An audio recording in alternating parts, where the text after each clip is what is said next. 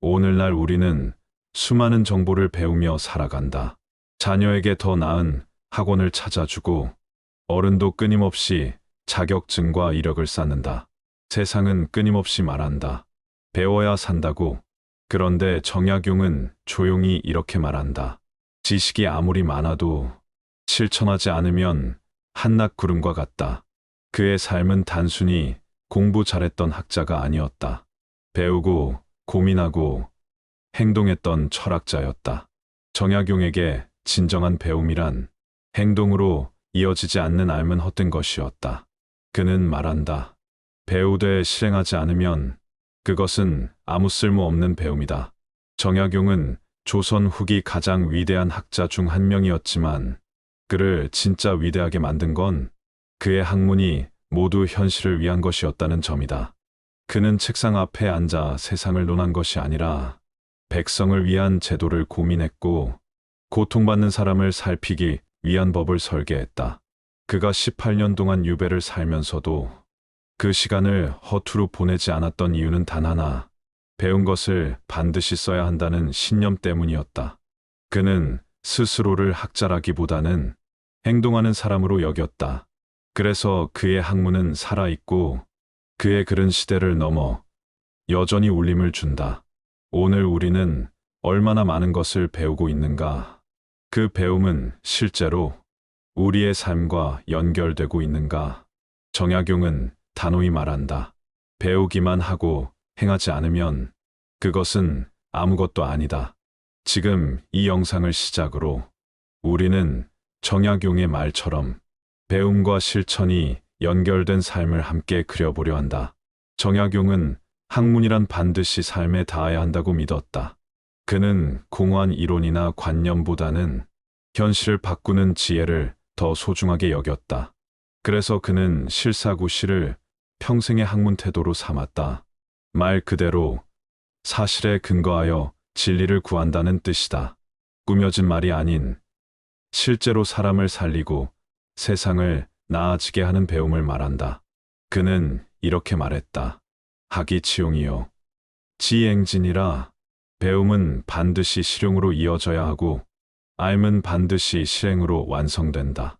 정약용은 이 정신을 바탕으로 수많은 제도 개혁과 민생 개선안을 설계했다. 대표적인 예가 바로 경세유표다. 그는 여기서 잘못된 정치, 제도의 문제를 지적하고 백성을 위한 구조를 어떻게 만들어야 하는지 구체적으로 설계한다. 그의 저술들은 하나같이 현실에 발을 딛고 있다. 무엇을 위해 배우고 무엇을 위해 생각하는지를 항상 스스로에게 되묻는다. 또 다른 대표 저작인 목민심서는 지방 관리들이 백성을 어떻게 돌봐야 하는지를 다룬 책이다. 거창한 이론이 아니라 백성의 삶이 나아지기 위한 실천을 말한다. 기록을 보면 그는 말단 아전에게까지 어떻게 해야 억울한 백성이 생기지 않을지를 설명했다. 이런 면에서 정약용은 학문을 고상한 장식으로 여기지 않았다. 오히려 그는 지식이란 고통받는 사람에게 가장 먼저 도착해야 한다고 생각했다. 그의 철학은 말한다. 공부는 책 속에 있지 않다. 삶의 현장에 있다. 그가 지금 우리 시대에 있었다면 아마도 도서관보다 시장통과 마을회관에 더 자주 갔을 것이다. 정약용의 실사구시는 지금 이 시대에도 묻는다. 배우는 우리는 그 배움을 어디에 쓰고 있는가? 정약용은 젊은 시절부터 총명하고 재능이 뛰어났다. 왕도 그를 신뢰했고 개혁의 중심에 서기도 했다. 하지만 시대는 그를 오래 품어주지 않았다. 1801년 신유박해로 인해 그는 전라남도 강진으로 유배된다. 무려 18년. 그 누구도 쉽게 버텨낼 수 없는 시간이다. 벼슬도 잃고 친구도 떠나고 이름도 잊혀졌다. 그는 오직 아내와 아이들의 소식을 편지로만 들으며 낯선 땅에서 고요하게 버텨야 했다. 하지만 그 시간을 그는 슬픔으로만 채우지 않았다. 오히려 자신의 학문을 깊이 다지고 수많은 백성을 위한 책을 남긴 시기로 만들었다. 그는 이렇게 말했다. 부르지시의 학을 닦음이 오히려 즐거움이라 뜻대로 되지 않을 때 학문을 닦는 것이 오히려 더 깊은 즐거움이 된다. 강진의 다산초당에서 그는 아침엔 논밭을 거닐고 낮에는 글을 쓰고 밤엔 제자들을 가르쳤다. 그곳에서 목민심서, 경세유표, 흠음신서 등 수많은 저작이 탄생했다. 그가 남긴 글은 학문이라기보다는 백성을 살피는 설계도였다. 관리는 어떻게 백성을 대해야 하는지, 법은 어떻게 억울한 일을 구해야 하는지, 정치는 어떻게 해야 무너지지 않는지를 하나하나 풀어냈다. 그의 유배는 단순한 추방이 아니었다. 그는 유배를 공부의 자리로, 사색의 골짜기로, 실천을 위한 준비 시간으로 바꾸었다. 그는 말한다. 나는 지금 갇혀 있지만 내 글은 앞으로 100년을 걸어갈 것이다. 실제로 그의 글은 100년이 넘도록 사람들에게 읽히고 지금도 많은 이들의 기준이 되고 있다. 정약용은 우리에게 묻는다. 지금 당신이 처한 어려움은 당신의 글과 생각과 삶을 더 깊게 만들고 있는가? 정약용이 공부한 이유는 단순한 출세를 위한 것이 아니었다. 그는 늘 이렇게 말했다. 학이이민, 배움은 백성을 위하기 위해 있는 것이다. 그가 유배지에서 쓴 수많은 책은 하나같이 백성을 어떻게 살릴 것인가를 향하고 있었다. 정치, 법률, 행정, 농업, 수리, 교육, 그의 학문은 모두 현실 문제에 닿아 있었다. 목민심서는 지방 관리가 지켜야 할 기본 원칙부터 부정한 세금 징수, 억울한 백성의 구제, 재해가 났을 때의 구호법까지 매우 구체적으로 담겨 있다. 그가 남긴 구절 중에는 이런 말도 있다. 리는 민의 부모야. 관리란 백성의 부모와 같은 존재다. 그리고 그 부모는 항상 두려워하고 항상 부끄러워해야 한다고 말했다. 자신이 자리에 있다고 해서 위에 군림해서는 안 되며 항상 백성에게 미안하고 더 잘하려 노력해야 한다는 뜻이다. 정약용은 관리를 비판한 것이 아니라 관리의 책임과 사명감을 일깨운 것이었다. 그리고 그 책임은 오직 배운 자만이 져야 한다고 보았다. 배우지 않은 자는 무지하나 배우고도 실행하지 않는 자는 위험하다고 본 것이다. 그래서 그는 제자들에게 늘 강조했다. 내가 많이 안다면 반드시 많이 실천하라. 안다는 이유로 군림하려 하지 마라.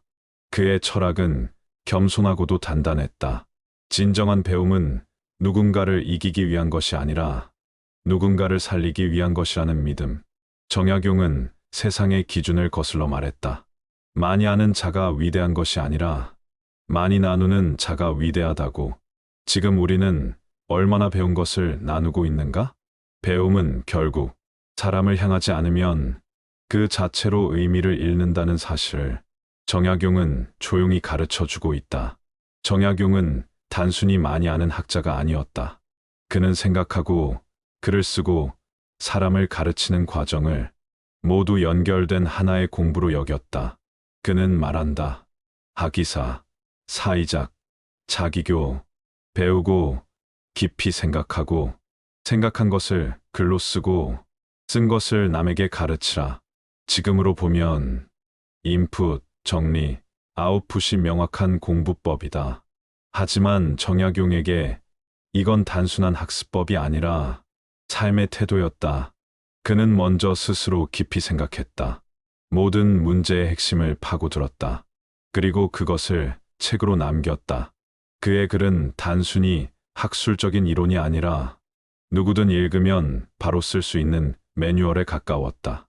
예를 들어 흠음신서는 재판을 맡은 관리들이 억울한 일을 막기 위해 반드시 알아야 할 내용을 정확하고 현실적으로 정리해둔 책이다. 사람 하나 죽이는 건 종이 위에 글자 몇 줄이 아니다. 라는 마음으로 쓴 것이다. 그리고 그는 자신이 배운 것과 쓴 것을 반드시 가르치려 했다. 강진 유배 시절 집 근처에 살던 젊은이들을 모아 직접 그를 가르쳤고 그들 안에서 수많은 후학이 자라났다. 그중 다산의 학맥을 잇는 초이선사와 같은 인물도 나왔다.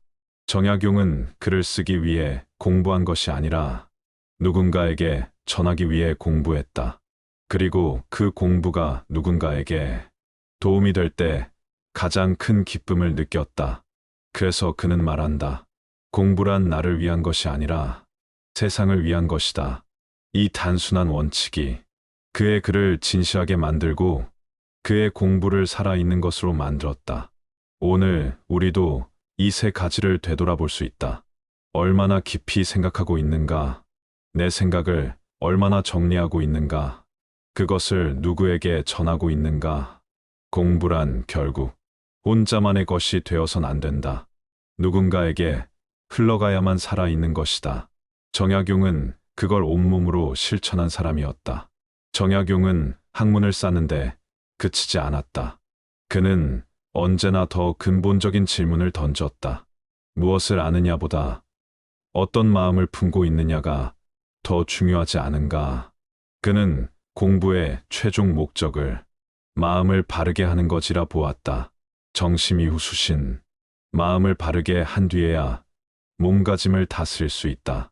이 말은 단지 자기 수양에 그치지 않는다. 한 사람의 마음이 바르면 그 마음이 가정과 사회, 나라에까지 영향을 미친다고 그는 믿었다. 그래서 정약용은 지식이 많지만 교만한 사람을 경계했다. 배움을 자신의 명예나 이익을 위한 수단으로 삼는 자는 오히려 위험하다고 경고했다. 그는 진정한 배움은 겸손을 배우고 타인을 이해하게 하며 끝내는 나를 돌아보게 한다고 보았다. 그래서 그는 글 속에서도 종종 자신을 아직도 부족한 사람이라 표현했고 잘못한 일이 있으면 숨기지 않고 자기 반성으로 기록했다. 그는 이렇게 말했다. 진부정이면 학불성, 마음이 바르지 않으면 그 어떤 공부도 결국은 헛되다. 정약용의 공부는 결국 인격을 닦는 공부였다. 남보다 똑똑해지기 위한 공부가 아니라 더 깊고 넓은 사람이 되기 위한 공부였다. 이 정신은 지금 우리에게도 유효하다. 많은 걸 아는 사람은 있지만 그 아는 것을 좋은 마음으로 사용하는 사람은 드물다. 정약용은 묻는다. 당신은 지금 지식을 쌓고 있는가?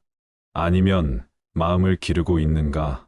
지금 우리가 해야 할 가장 중요한 공부는 바로 마음을 바르게 하는 일일지도 모른다.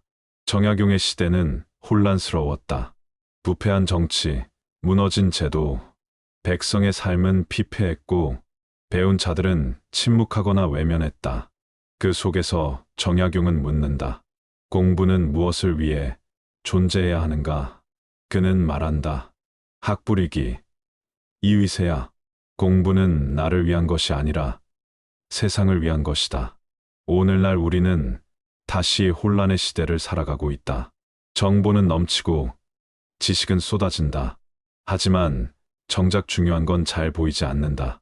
삶의 방향, 사람을 대하는 태도, 함께 사는 사회에 대한 책임감. 정약용은 지금도 말하고 있다. 진짜 공부란 세상을 밝히는 공부라고. 그가 유배지에서 붓을 들고 젊은이들에게 글을 가르치고 조선의 제도를 새롭게 설계하며 끊임없이 써내려갔던 이유는 단 하나였다. 배운 사람은 자신의 공부가 누군가의 삶을 바꾸는 데 쓰여야 한다. 그는 어떤 권력도 부도 갖지 못했지만 그의 글은 지금도 사람들의 생각을 바꾸고 그의 철학은 오늘도 교육과 행정, 정의에 영향을 준다. 공부란 결국 시간이 지나도 살아남는 것, 말보다 행동으로 기억되는 것, 혼자가 아닌 모두를 위한 것이어야 한다. 정약용은 그렇게 살았다. 그는 지금 우리에게 조용히 묻는다. 당신이 지금 배우고 있는 그것은 누구에게 닿을 것인가? 그리고 그 공부는 당신을 어떤 사람으로 만들어가고 있는가?